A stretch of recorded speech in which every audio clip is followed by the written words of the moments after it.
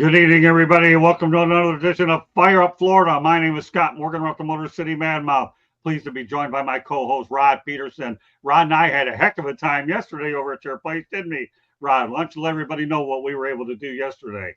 Well, thank you, Scott. Good to see you. And yes, I host the Rod Peterson Show daily on television in Canada and 31 U.S. states. And Scott and I had a meeting in my studio, which is here in Boca Raton, ahead of the show. And Scott came down and was gracious enough to spend 90 minutes with me on the show talking. What did we talk about, Scott, that people love so much? There's a lot of everything, huh?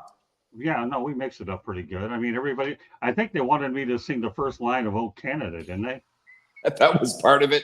Yes, how can you forget that? You burped on the air. Yeah, I won't forget that. I burped on the air because you gave me Diet Coke and I didn't have Diet Mountain Dew. That's what happened. But I know the next time I'll bring in a couple bottles of Diet Mountain Dew. But you know, it is what it is. This is called entertainment, right? This is entertainment. So if that's the first time I've done that in 44 years, well, so be it. I know. And you had the nerve to go out there and critique me on, oh, Canada was our native land. I said, I was claiming Canada. Yeah, you were tweaking the lyrics to "Oh Canada." You did a great job, Scott. The people liked it, and into today, people are saying how much they enjoyed the Motor City Madmouth on the Rod Peterson Show. How about that? It's pretty cool. Oh, you know what? Like I said, folks, to be on Rod's show was absolutely fun. You know, we don't do nothing scripted. You would think that the way we were able to work together yesterday, we've been doing this for 4 decades. That's how much chemistry that the two of us had yesterday, for sure. So it was a blast, Rod, and I'm looking forward to doing a lot more shows with you. You know, sometimes when you know you have good camaraderie and chemistry with a person, you know it. And to me, the way we were able to go out and do things, it was a blast. And I know we were able to do some good things, but I expect us to do a whole lot more before it's all said and done. Oh, yeah. Well, that's the way it should be. It should be fun, as you say. And I think, the fans enjoyed your vast, rich history in sports, let's put it this way, of all the stops that you've had. And I'd like to thank the viewers of the Fire Up Florida podcast like my hockey talk, and that's what we're doing tonight. Well, there's no question about it, Ron. They do. And, of course, thanks for giving me the opportunity to promote my book lessons from the microphone. Well, speaking of hockey talk, let's get right to it. I take a lot of the topics, folks, from Rod's columns. You know, so I go out there and share them. If you don't have access to Twitter or social media, it's not a big deal. Just go to southfloridatribune.com, and then you can look under contributors' writings. You'll find Rod's drop down. You can always find all of his work. This guy is a dynamite writer. He really is. I wish I could go ahead and duplicate more like him, but I'm thankful that I have you at least providing with some outstanding hockey content. With that said, let's get do exhibition games matter? I'm going to go everything for what you said. Well, no, you go ahead. Just answer the question. I'm interested to know what you think if exhibition games matter in whatever league. I mean, the story out of the NHL in the month of September and has carried over into October is injuries to veteran players. You know, the people watching the show right now would know the names: Patrick Laine of the Montreal Canadiens, William Nylander of the Toronto Maple Leafs, even backup goaltender Calvin Pickard in Edmonton. There's a growing list of injuries of veteran players in the preseason, which is troubling enough. And then you've got the Florida Panthers playing 8 preseason games, including going all the way up to Quebec City to play on Saturday against the Los Angeles Kings. They're playing 8, yet the Winnipeg Jets, Calgary Flames, Vancouver Canucks are all playing 6. That doesn't make any sense. So billdaly, the deputy commissioner, was on NHL radio this week saying they're going to look at this in the months ahead because there is an appetite to change the preseason. But his quote was, teams are all over the map with what they want. I think we can all agree they don't want veterans getting hurt. Right. You know, but how many games do they want to play and how's this going to look? The NFL, you and I agreed on my show, is ahead of the curve in that they shorten the preseason and they don't play bets. I got to think that's what the NHL will do. What I'm going to do, though, Rod, is I'm going to reference everything that you put in your article, okay? And then we'll be able to continue the discussion that way. How does that sound, okay? Sure, absolutely. Yeah. Because what you had on there, Rod, was really, really good. So here's what Rod put in his column. Absolutely, they do. This is where players make the team and move veteran lineups are iced as a preseason schedule progresses in order to get ready for the regular season openers in October. The Panthers open the exhibition season on Sunday when you wrote it with a doubleheader versus Nashville at amerantbankarena and 2 and 6 had the doubleheader for which you were there anyway, while the Lightning hosted Carolina Hurricanes on that Tuesday. Now that I've mentioned that, okay, you're right. Okay, we'll talk about the veteran lineups. This is an opportunity for young players to make the team. And I'm going to go over the history of the NFL. Once upon a time, I think they used to have 6 or 8 exhibition games. It went, yeah, they really did. Then they had, in fact, for that matter, I'll take it a step further for those historians that are watching it. They used to have 18 rounds in the draft until it reached its current format. But then they brought it down to 6, 4, 3, and the inevitability will lead too. So, yeah. So going back to what you said, Rod, and you were right on point with it, okay? You talk about the veteran lineups are iced, which means you pretty much have them all set with that, right? And this is an opportunity for rookie players to make it, continue from there. Well, and the question is, do the games matter? You and I both know. I would hope everybody watching knows they don't matter. I don't know why they're even – I know why they're keeping score. I know why they're keeping track of the shots. But in Canada, they're keeping track of the records. Like the Winnipeg Jets are 1-3 in the preseason going into tonight. The Colorado Avalanche are 0-4. You know, Scott, that doesn't matter, right? Right. Tell me you know that. Absolutely. Exactly. I have to say my voice here with the one. I have to say my voice by using a one-word answer once in a while, and I know you don't have a problem with it. You're never going to save your voice. You said the same thing yesterday when you came on my show, and you're bellowing and hollering and quoting gomerpyle. Don't pretend you're trying to save your voice with me, Scott.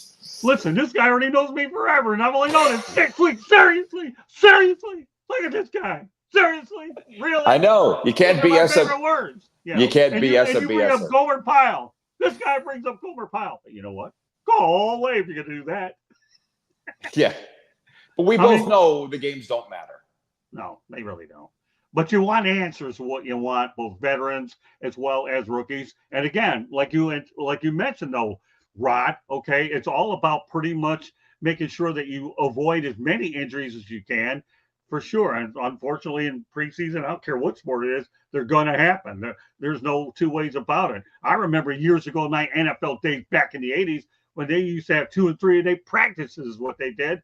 Tell me about how things are. Now, what do? Practice in pads 1 or 2 days a week, and then all of a sudden they're all walkthroughs because obviously a lot more money involved. Well, isn't that something, though, that the NFL would be the leader in this? Baseball is an outlier for the most part, although, as my wife Serena said, who you've met, we went over to Fort Myers to watch the Blue Jays play the Red Sox. There were only 2 veterans in that game. One just happened to be her boyfriend, Alejandro Kirk, the catcher for the Blue Jays. So she was happy to see her guy play. But the spring training results mean even less in baseball, I think. So I think what we're coming around here to is I think by next year, you will see the NHL play less preseason games. And I don't think you'll see the vets in hardly any of them. Okay, so you asked that. So let me put you on the spot. Okay, Rod.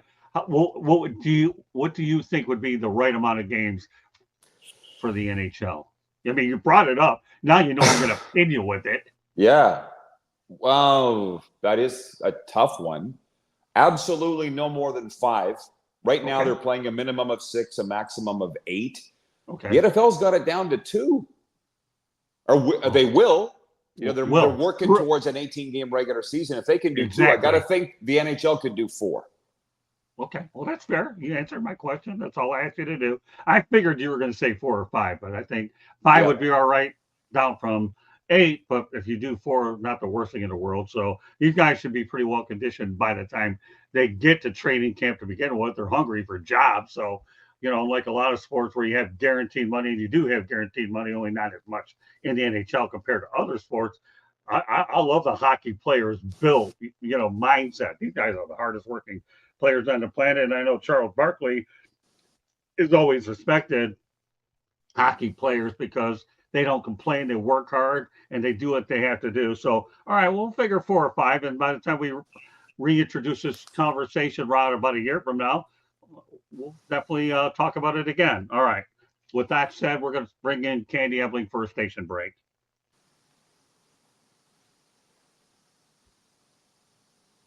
We are going to bring in Candy Ebeling for a station break. But meanwhile, just to let everybody know that this is the South Florida Tribune Broadcasting Network. My name is Scott Morganroth, along with Rod Peterson. So She'll be on in just a moment here. I know that she has a lot going on with the Milwaukee Brewers and the New York Mets.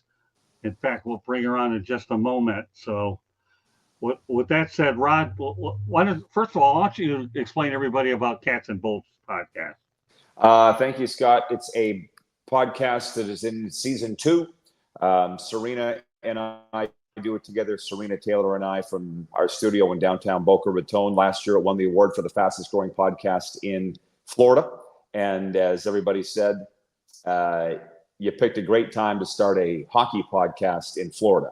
With the heat that the Tampa Bay Lightning got going and the Florida Panthers got going, it's gone very well. We record every Wednesday, and the latest podcast came out today where we talk a lot of the topics we're talking about here today, the preseason, and are we ready for the regular season, which opens, well, actually in Europe this week, this weekend, with the Buffalo Sabres taking on the New Jersey Devils in Prague, and it gets here in North America next Tuesday. Okay, well, that's fair enough. You know what we'll do? We'll go ahead and, in fact, she's getting my prescription. So with that said, we'll go on to our next topic. Now I know why I had a couple of prescriptions here coming. So we'll go on to the next one. Okay. Mm-hmm. Do NHL rookie tournaments matter? And I'm going to go out there and talk about what you went ahead and wrote, and then you can elaborate. Rookie tourneys are like puppy love. Interesting comparison. Nobody seems to like to take them seriously, but the puppies. Having said that, the Panthers, Lightning, Hurricanes, and Predators wrapped up the NHL Southeastern Rookie Showcase on Monday in Nashville. The NHL doesn't post scores and score sheets to hand out for however they predicted it in this race.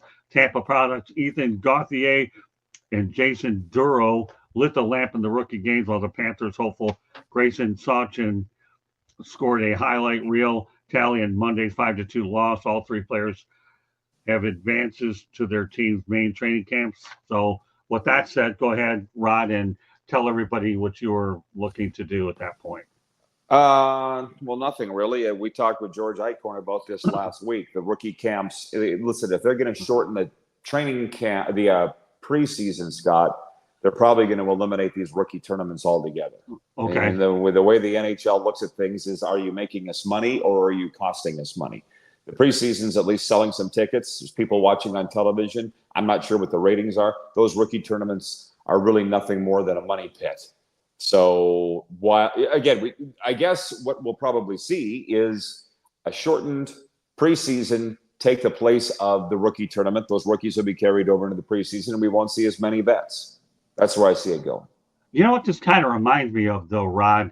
It really reminds me of a situation where the NFL is cutting down on exhibition games, but what they're doing is they're taking the teams over to the other place, and they're having practices in between with them. So, you know what I'm saying? So instead of having, just the games, now you have practices amongst the teams. For example, the Lions and the Giants had practices until their game as well. So it's another opportunity to look at players at the same time. Do you think that there's any comparison between the two? Yeah. Oh, I've heard the suggestion. Joint practices is what you're talking about. That's what I was looking for. Thank you. Yeah, if we can agree that the NFL is so far out in front of all the other pro leagues, they're so far out in front of us, they've been doing joint practices for a few years to the point that the NFL is talking about getting rid of those already because it's pro football, a sport played by violent people. And those joint practices were getting far too nasty and far too dirty and far too competitive. You know yourself, Scott. What do you think is going to happen when you get the Detroit Lions and New York Giants together? They're going to play like it's the Super Bowl, especially in training camp when you're trying to earn a spot.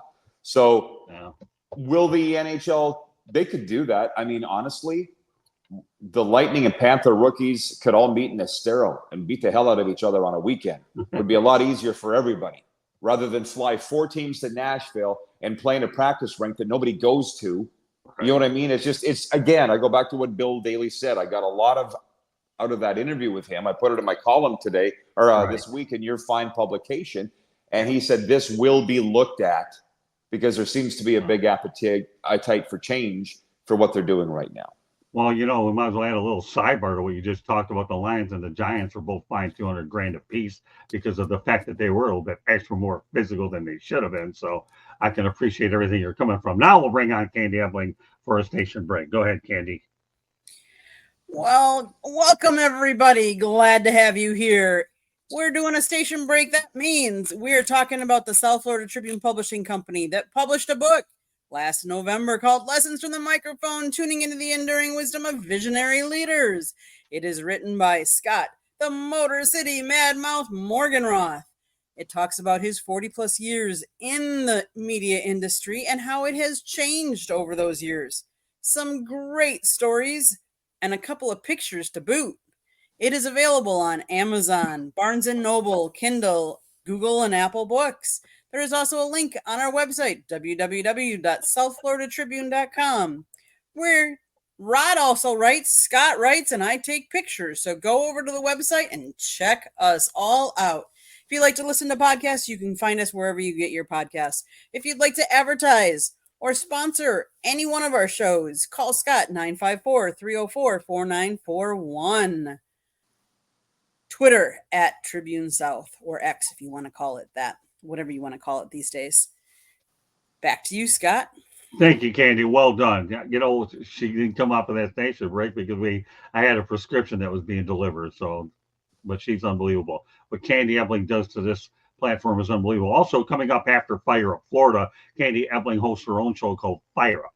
She'll have Jeremy Ballrick and she'll have Ralph Williams on, and they'll talk about the latest headlines in sports as well. All right, Rod, you know what? I want you to give me some Lightning and Panther updates. Take it away. Thank you so much. Well, the two teams met in a home-and-home preseason this week. They met here at amerantbankarena on Monday night, and I don't know what you think about this. The general thinking, Scott, is that in the NHL preseason, you play your veterans at home and you dress a young lineup on the road. The Lightning didn't do that. They came in here and played their full guns on Monday night and won 3-1. It was Jake Gensel, Victor Hedman, Braden Point, Nikita Kucherov here, and they won 3-1. Tampa won in Florida 3-1 on Monday. The two teams met last night at Amalie Arena in Tampa. The Panthers turned the tables and won 2-1 in overtime. And it's getting a little spicy. We're seeing the veteran lineups here towards the end of the preseason. Spencerknight was close to getting a shutout last night. He's in a war for the number 2 job in goal for the Panthers. So our update is that the Panthers and Lightning are playing each other here this week in the preseason, and the games have been great. How about that?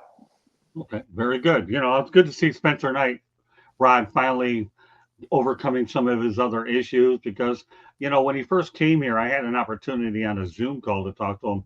What a good kid. Sometimes you hate to see youngsters get off track a little bit. You're going to need an heir apparent to Sergei Bobrovsky anyways, and I know a lot of people thought high of him, including former coach Joel Quenneville as well.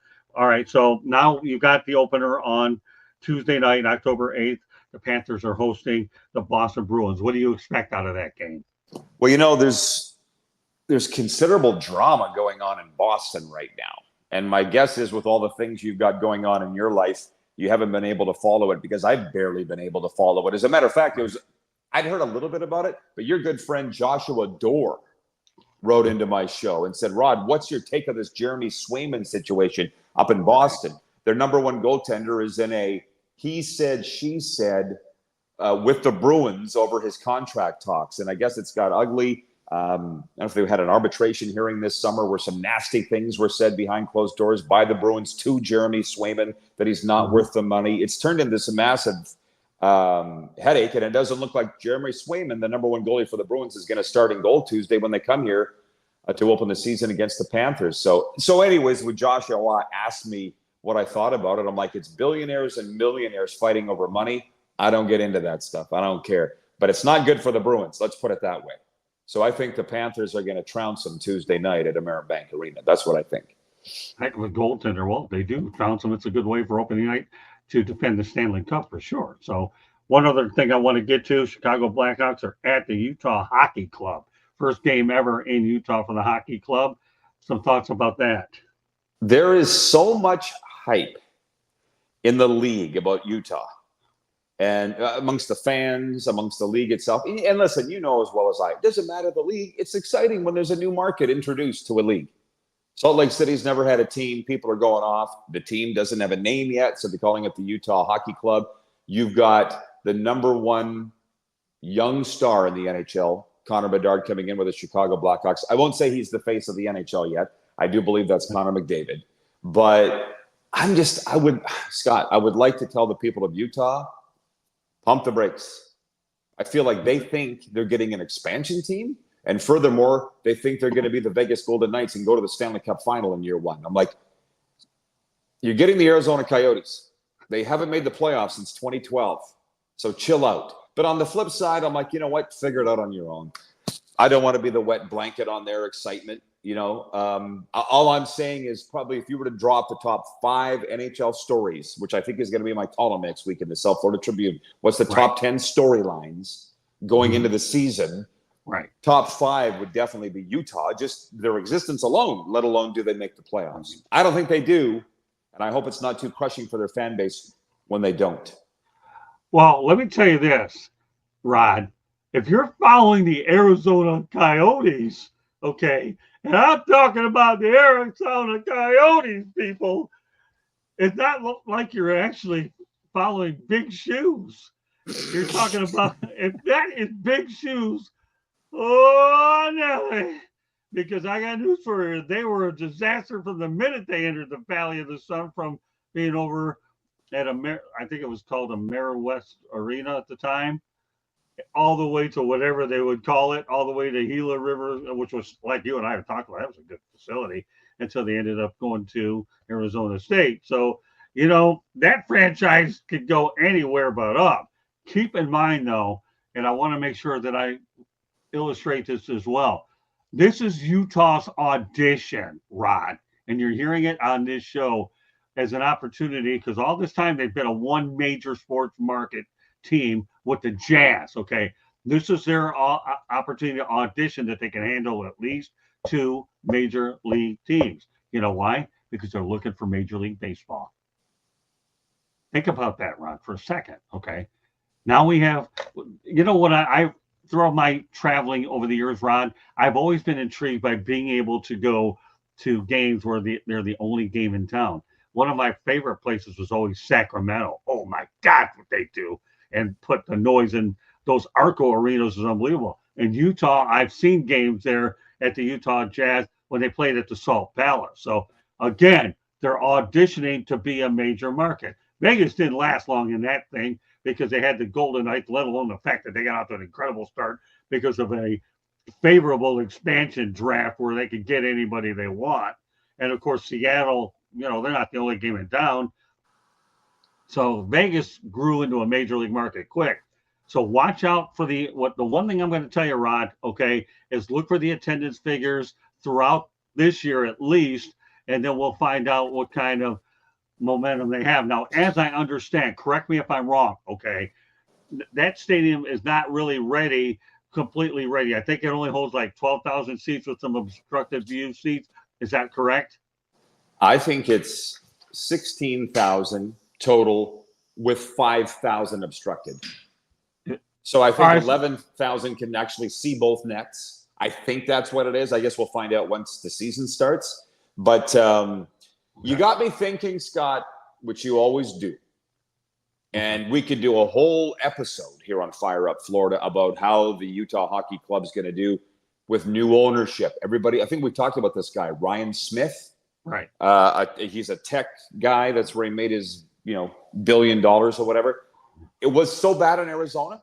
Maybe these players in a better situation, a more positive, environment with an owner that actually cares about winning. Maybe they will be better. I don't know.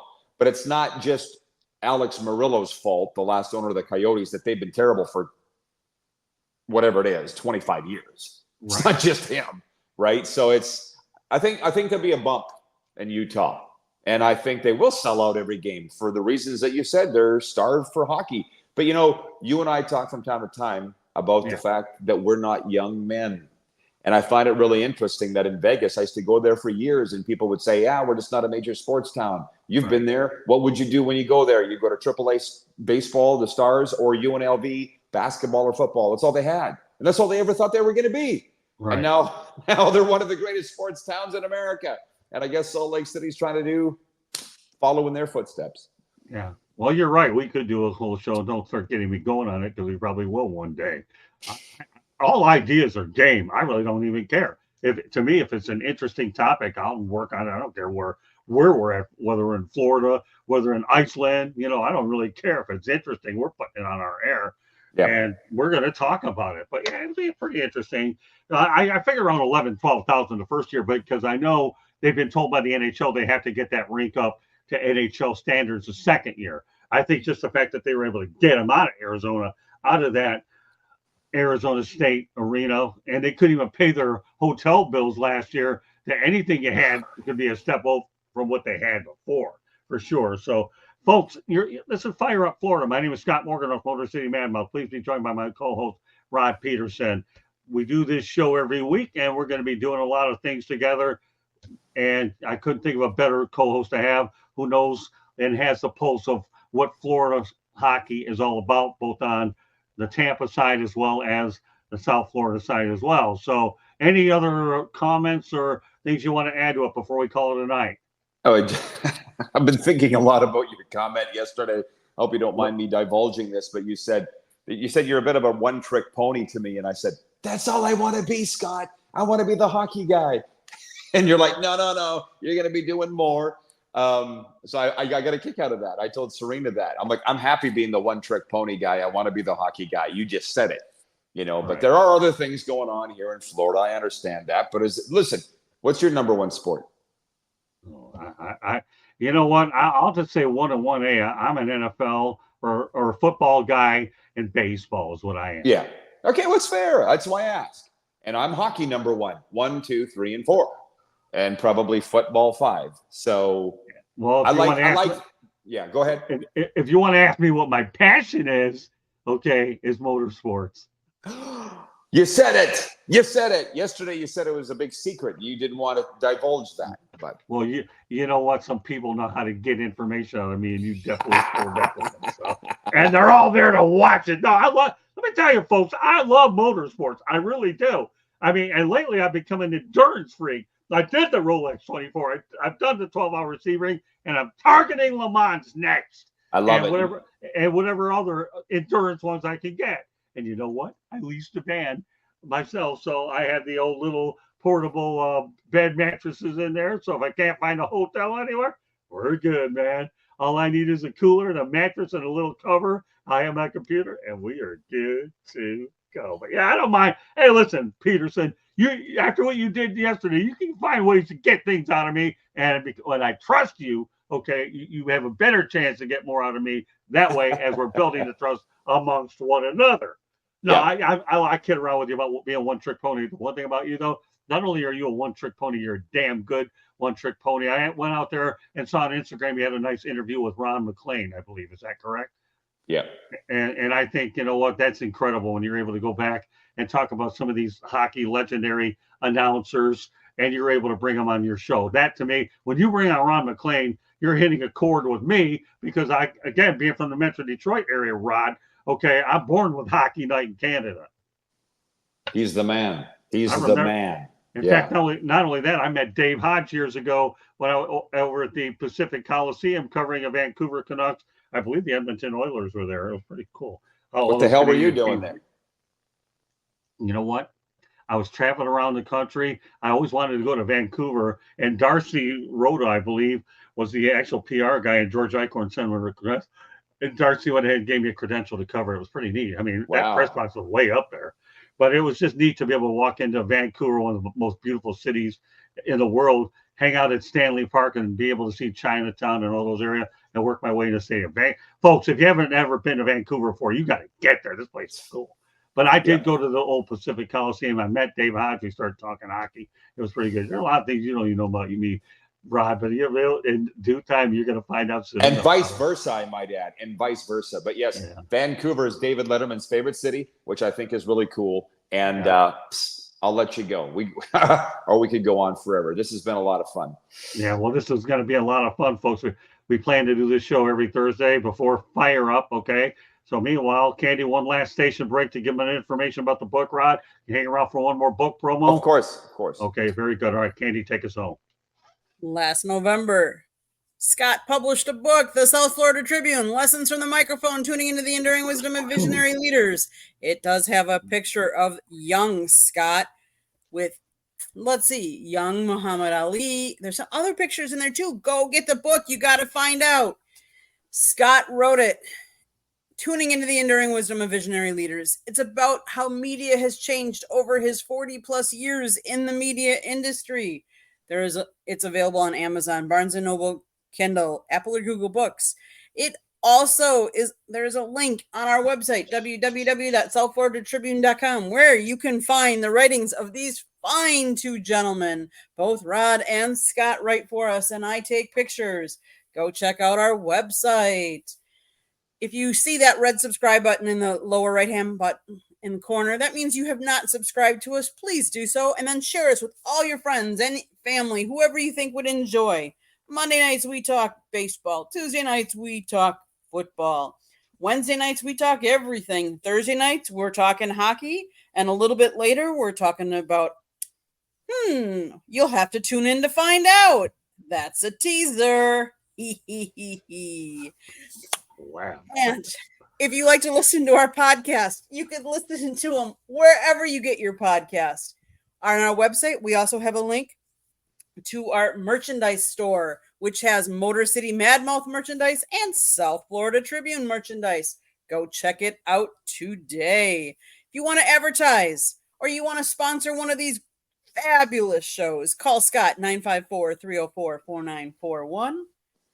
If you want to be on a show or you want to collaborate with us or you want, input, like you have a topic you want us to cover, email us, southfloridatribune@gmail.com. Back to you, Scott. Great show. All right, thank you very much. Great job, Rod. As always, I always know what I get out of you, my friend. So meanwhile, on behalf of Rod Peterson, my name is Scott Morganroth, the Motor City Madmouth. Thank you for joining us tonight on Fire Up Florida. Fire Up comes on at approximately 9:15 Eastern time with Candy, Jeremy, and Ralph. Meanwhile, good night, everybody. We'll see you next week. Bye now.